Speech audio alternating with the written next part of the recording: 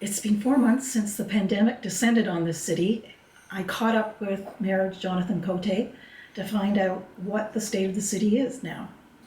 We cover a wide range of topics, so tune in. So thank you, Mayor Cote, for joining us today and for telling us about the state of the city. Pleased to be with you and looking forward to chatting with you. Excellent. So, Mayor, can you tell me to what extent the city has been upended by all this COVID crisis? COVID-19, I think really turned everything on its head, and it has really impacted all aspects of societies. But when you think of local government, it's had some very significant impacts.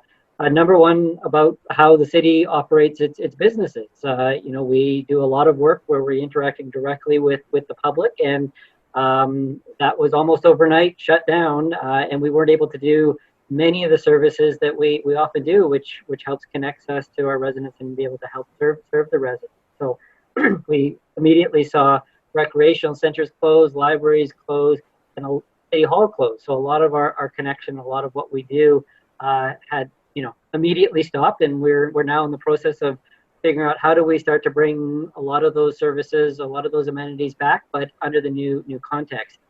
It's also had a huge impact on the finances of the city. I think like many organizations, the city has been very negatively impacted by COVID-19.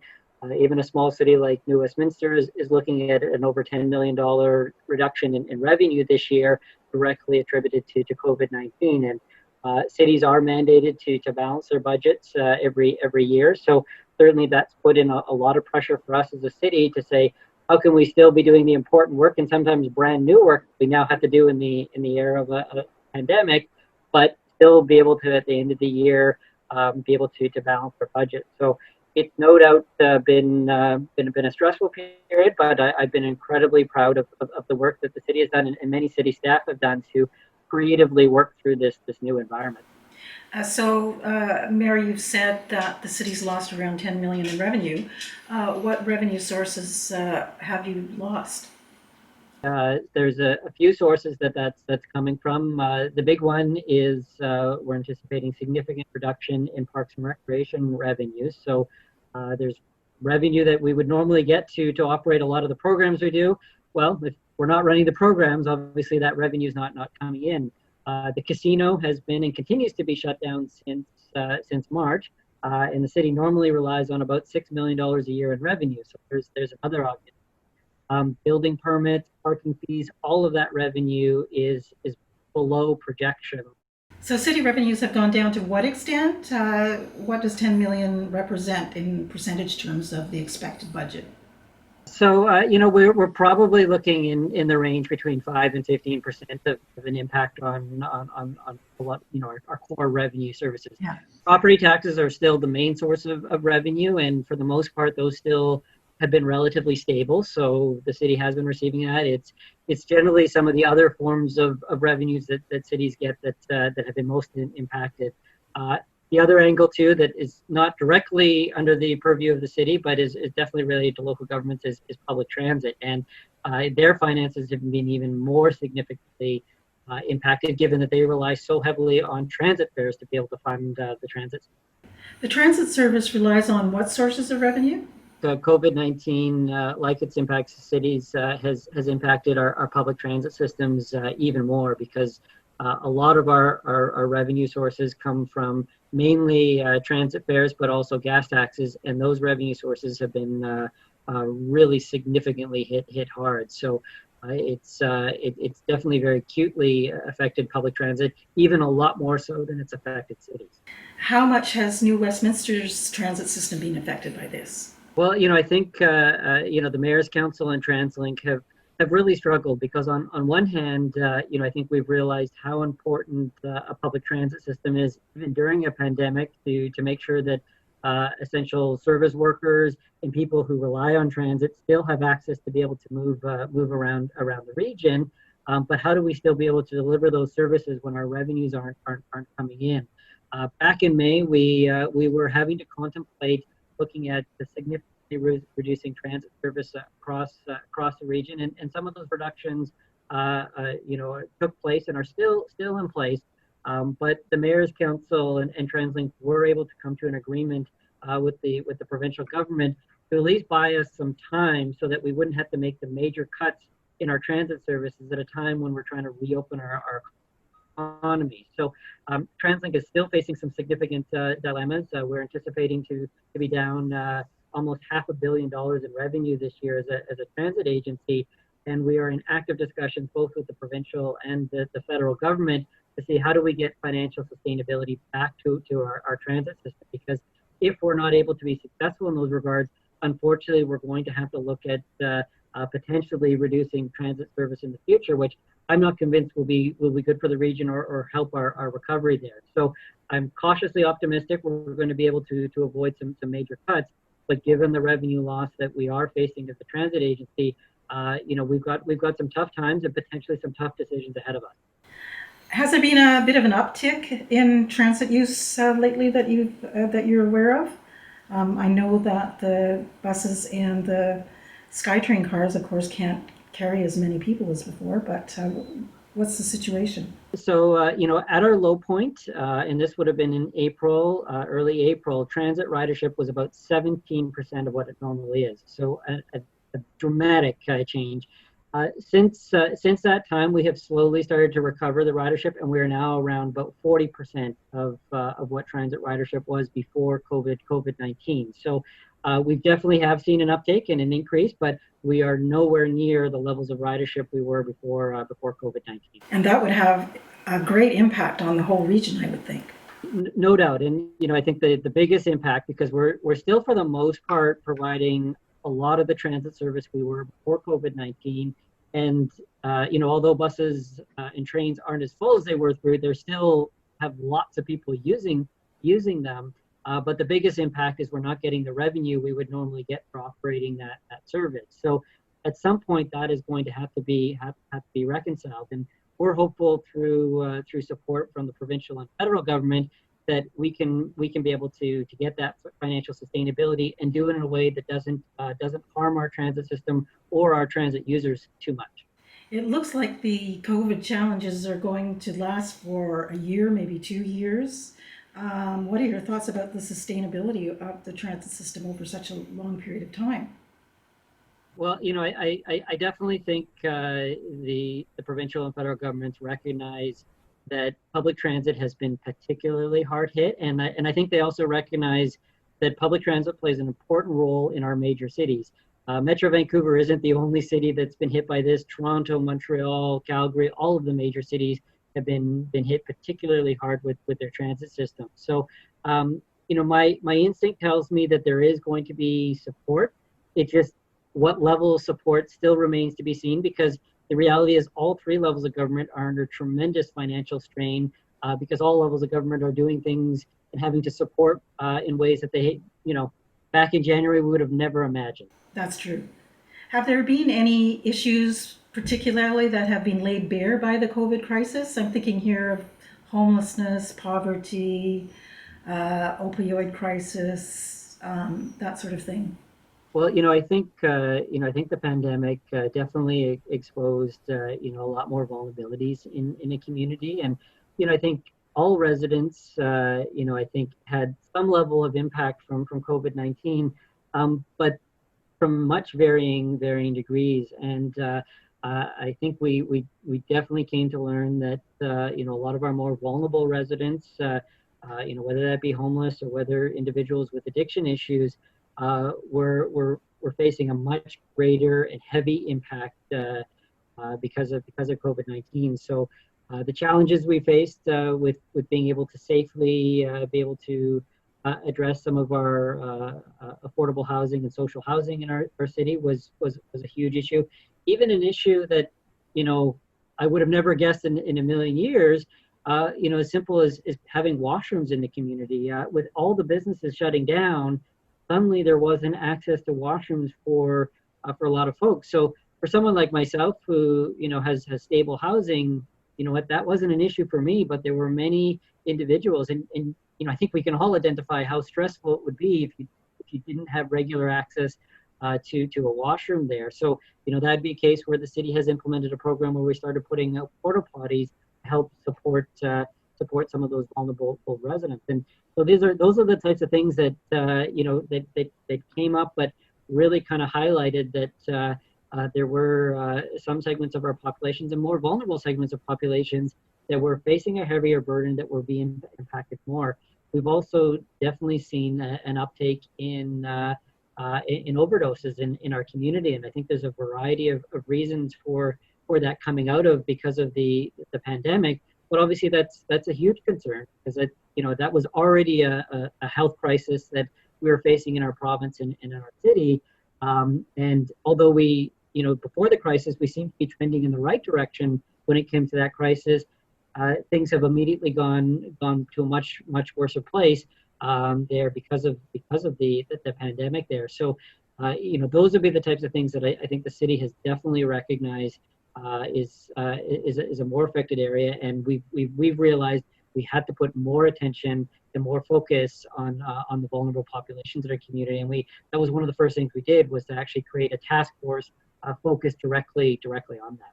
What are some of the things that you've done in order to mitigate some of these challenges, Mayor? Yeah, so as a couple of examples, I think we partnered with BC Housing to open up an emergency shelter in the high school gym near Massey Theatre. I think we had to try and move quickly to recognize some of our social housing for space requirements was not safe for housing, and we couldn't have people being put out onto the streets, particularly during this vulnerable time. So we were able to find a location at that gym there for a 2-month period to be able to help reduce some of the stress with housing in that population. We've seen a lot of nonprofits really step up and come to the table as well too. Food security became a really immediate issue, and there's been a number of excellent programs through the Vancouver Foundation and through the United Way that's actually helped support some direct food programs to get food out to individuals. But another example would be the food bank that runs in our community. They operate out of a church in the city.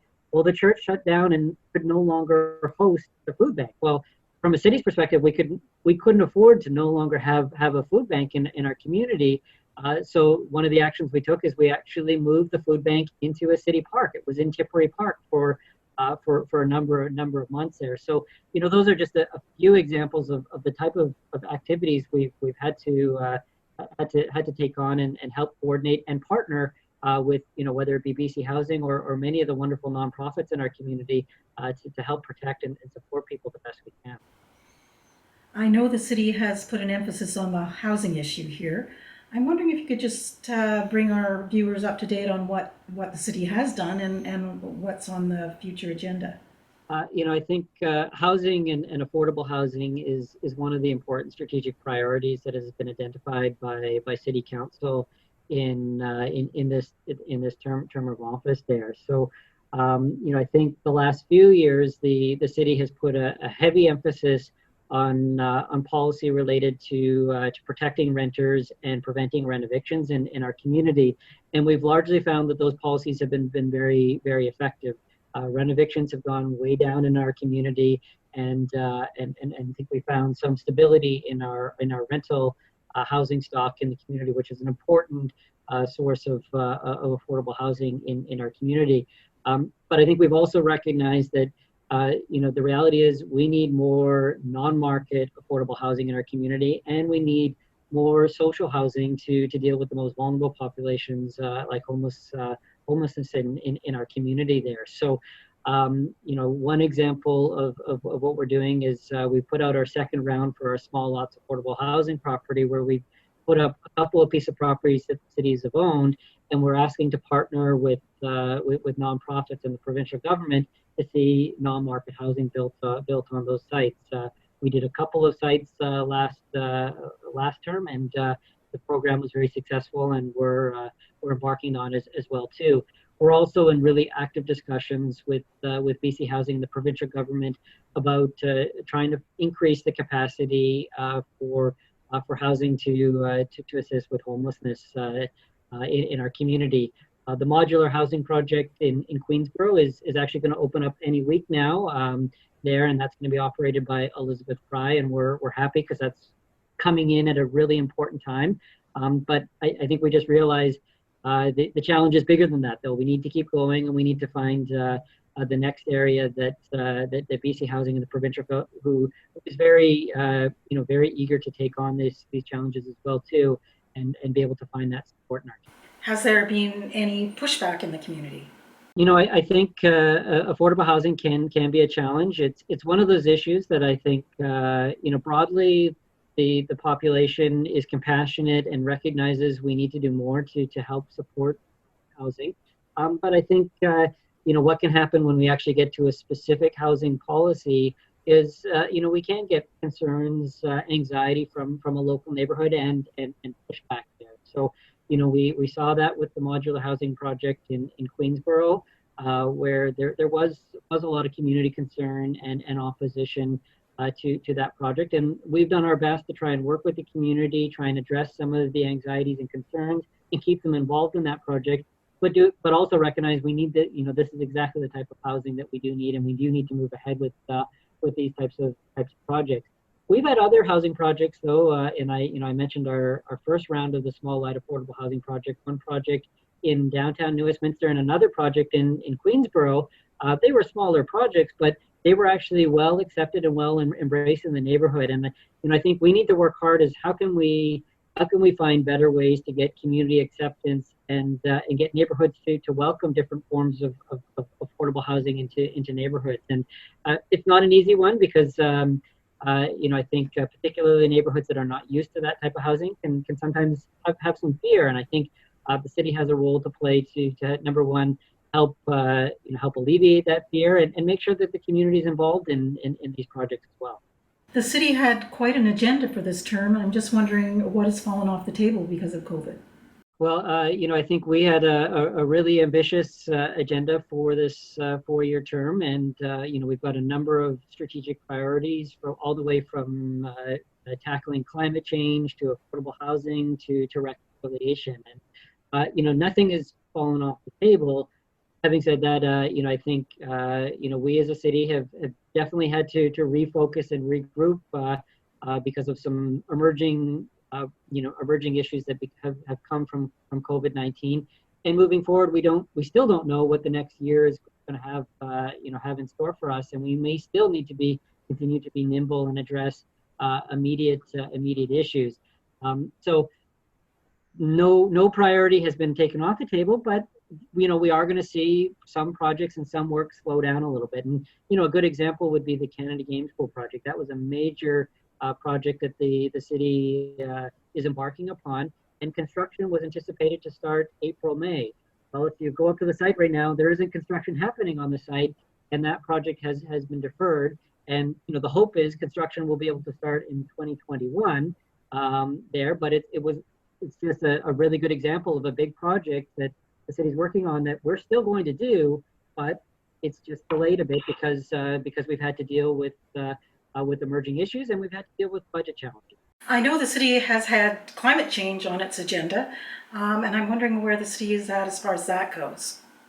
A really good example of where we've actually sped up because of COVID-19 is the work we're doing with Streets for People and trying to improve sustainable transportation options. So one of the interesting and potentially positive developments from COVID-19 is there's been a lot more interest in walking and cycling and being able to connect to things locally in your own city. And we've seen cities all around the world, and New West included, where more space is being made available for pedestrians, for cyclists, and creative ways to kind of reimagine the space in our community to make it friendlier and more accessible for people to get around get around their city in different ways, and that definitely has a link to our objectives and our goals with climate change. Is how do we make our city as opportunity to promote sustainable forms of transportation? So that's been an area that I think because of COVID-19 we were already doing that work before, but COVID-19 has actually given us the opportunity to actually ramp up and speed up in many regards, and I think the general public is really actually starting to understand and see the benefits. So there's been a lot of situations in the city where temporary lane closures have happened, We're even doing some things over the summer where both in the uptown on 6th Street, 6th Street is being closed for vehicle traffic on Saturdays throughout the summer, and Front Street on our riverfront to connect Safford and Landing to Westminster Pier Park is along our riverfront is being opened up Saturday and Sunday for pedestrian cycles. So it's given us a unique opportunity to actually play around with a few ideas and different ways of doing things there that is very much related to the work and our goals with climate change. Well, judging from the busyness of our local bicycle shop, cycling is coming on pretty strong. In fact, my husband and I are electrifying our bikes because, I don't know, we're at the age and stage where going up those hills is not so easy. The growing accessibility and trend towards the electrification of bicycles is actually going to have a huge impact on a city like New Westminster, because we have a lot of attributes that would normally make our city very cycling friendly. You know, it's more dense, it's got mixed use, it's more urban. Normally those would be perfect locations for cyclists. The only problem we've had is our city is one big hill, and you know, as someone like myself who has a bad knee, unfortunately a regular bicycle just isn't going to be accessible to much of our population. And I think e-bikes are going to make cycling a lot more available to a larger part of our population. And I could see cycling becoming a lot more prominent with the advent of the city trying to support safer routes for cyclists, combined with electric bicycles becoming a lot more accessible to a lot of people. I commend you, Mayor, because I know you and your family live pretty close to your values with respect to living lightly on the earth. And part of that is I know that you walk a great deal and that you've even challenged yourself to walk around the world, mileage-wise, anyway. Bad knee and all. How's it going? You know, we're doing okay. You know, I think on my hypothetical walk around the world and around Canada, I'm in Manitoba right now, so we're making some progress through the year. Definitely in March and April, you know, I wasn't going out as much, and that had an impact on my step count. But you know, I think I've always been a big walker in the community and found it the most really available way for everyone to be able to get around. I think that has to be step one in any transportation plan with the city, is how do you make your city available, safe, and comfortable for people to be able to walk around there. And US is very well suited in that regard. You know, there isn't many things that are not accessible in this community by walking. So to me, it's definitely amped up the number of steps I have to do in a day to complete this challenge. But in a community like New West, it's actually already well positioned to be a friendly community when it comes to walking. I know, Jonathan, that you have a particular knowledge about urban planning, and I'm just wondering if you have any thoughts about what the future of cities might look like after having weathered the pandemic. Any thoughts? Well, you know, I think it's going to be a little while before we really have a clear picture of what the impact COVID-19 is going to have on cities. But I think it's already apparent that even as we get past COVID-19, there could be some very lasting impacts. Some positive, some potentially negative to cities. One of the biggest interesting trends to watch out is what's going to be the impact to working from home. We've seen actually almost half of the jobs in Metro Vancouver shift to working from home during this period. Now, that's pretty staggering because before COVID-19, only about 16% of jobs were working from home. So a substantial increase there. Now, many of these jobs probably will go back to the office or go back, but I think many companies, including City Halls, recognize, you know, you can do work a little bit differently. I'm still working 3 days a week at home and probably about a couple days at City Hall. So even I'm finding new ways to do things that I would have never imagined there. And I think, you know, as that has an impact on our work, that has an impact on cities, because that has an impact on transportation systems, that has an impact on even the need to create as much office space in your communities. It might have an impact on how people even shop. You know, I think we're definitely going to see more online shopping. Seems to be another trend, which could be negative to our retail districts, but you're also seeing people staying closer to home, in that their shopping might be closer to home too, which might also benefit local neighborhoods as well too. So I don't have a crystal ball as to where and exactly how things are going to fall out, but I think we definitely have to be open that even as we get past COVID-19, there might be some things that are going to fundamentally change, and those changes are going to impact cities. And we got to look at how can we maybe look for the opportunities that make cities even better, and then how do we mitigate ones that might actually hurt or harm, what we would call sustainable, livable cities. What about green space in the city? Is there enough? Is the city expanding the green space? I notice during the pandemic there seems to be more use of our parks. Well, I think COVID-19, one of the interesting things that I saw, and I live very close to Albert Crescent Park, and for the most part, it's kind of a park on a pretty steep slope, and it was a park that was not that well used, maybe for dog walkers, but really not a well used city park. And what I've noticed, over the past number of months, is the usage of that park has gone substantially up. I've seen you know, more picnics in that park in the last, 3 months than I had probably seen in the past 3 years of living where I'm living. And I think people have recognized and are appreciating the value and importance of green space and parks in our community here. And my gut is telling me that's going to continue beyond the pandemic. And people are going to start to realize these are important spaces in our community, and they're assets that were maybe underutilized before. So I think as kind of cities recognize, and we've always known the importance of art space in our communities, but I think we are now seeing they play an even bigger and potentially more important role.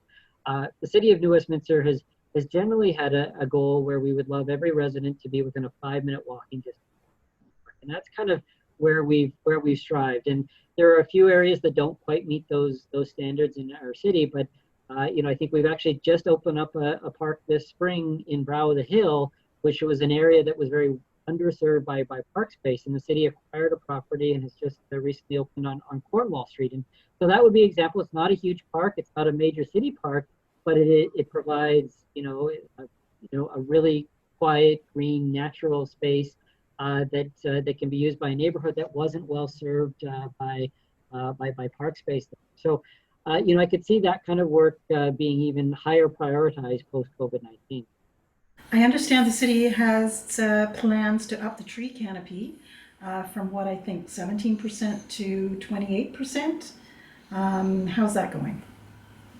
That's one of our bold steps through our climate plan is to significantly increase the tree canopy in the city. And there's a number of strategies to help achieve that, but one of the biggest and will have the biggest impact on getting that is how do we get more trees and mature trees in our park space and on our city streets.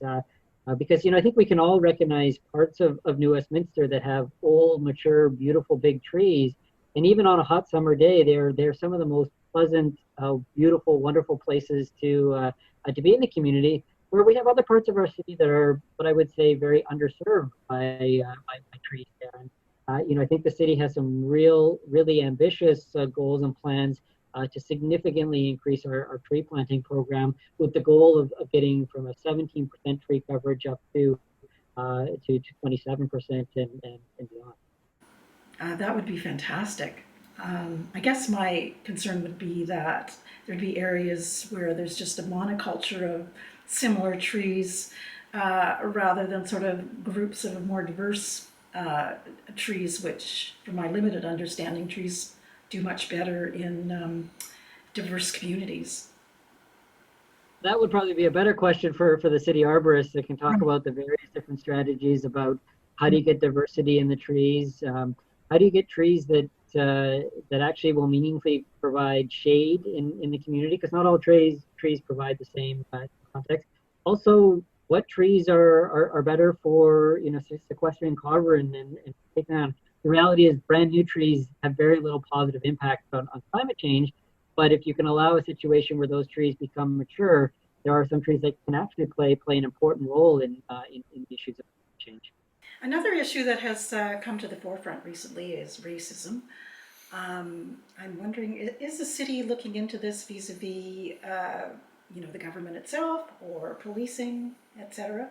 The issue of reconciliation and social inclusion is already embedded in the city's strategic plan and priorities. So it definitely has gotten some greater focus and attention and energy because of the events and the killing of George Floyd in the United States and focus from the Black Lives Matter. But there was that work of how we're trying to integrate that in the work we do as a local government, and I see that being emphasized and sped up because of this process.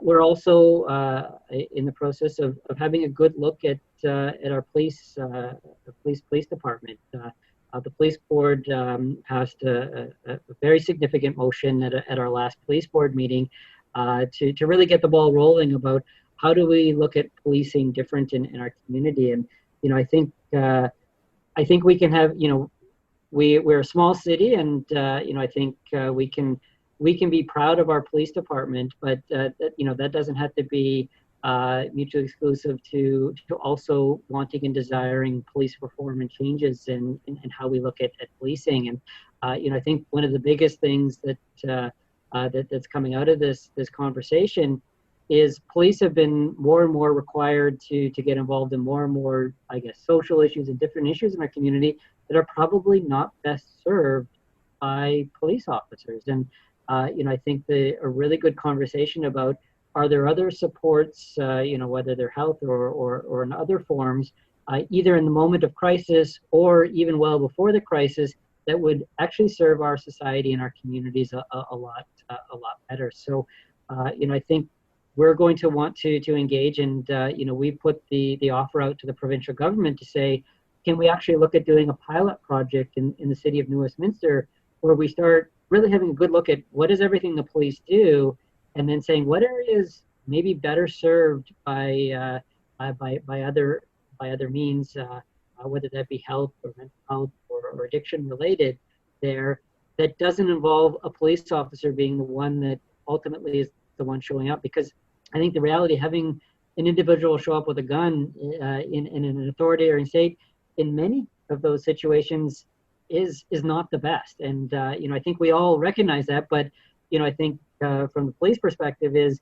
when they get the call, they are the last resort. There is no one else at 2 a.m. to deal with X situation. They're the ones that are given the call, and we need those other supports. We need those other avenues there to holistically answer this question. So I don't quite know where we're going to land on this important work, but I'm really actually very interested and excited about the opportunity. I think we've got a really progressive council and an engaged police board that I think we're already thinking about these things before this, but I think there's been an increased focus and enthusiasm and recognize that we have to move a lot faster and a lot more substantial than even we were previously considering. So looking forward to working with the police board and council, but also engaging communities, engaging advocates who have been advocating for changes for many years, and having them be a part of this conversation. Yes, I think it's really important for the city to reach out to get a diversity of voices. It's going to be critically important through this process, and I'm really interested, and I want to see some real positive results from police reform. But I also have to recognize my own privilege in my, like, the reality is in my life, I've never had a bad experience with a police officer. When I walk down the street and I see a police officer, I would generally feel safer, and that can't be, that's not the same with many segments of our and many parts of our population and our community there. So although I'm really interested in taking on this work, I don't have the lived experience to really fully understand, and we're going to need that help to be able to do this work right. I think I've covered everything I want to. Anything else? I think you did a really good job, Susan, of really covering off all the big things that we're working on right now. Thank you, Jonathan. You've been very forthright, and I understand you're off on holiday now with your family, and I do hope you have a wonderful time and that you get some relaxation. Well, thank you. It's I must admit it's probably been some of the most stressful 3 to 4 months of my time doing this work. So we're definitely taking some good solid time, and uh, I'm going to be taking a break from this role for taking 3 weeks off, and much needed at this point. I am feeling a little burnt out these days. Thank you again, Jonathan.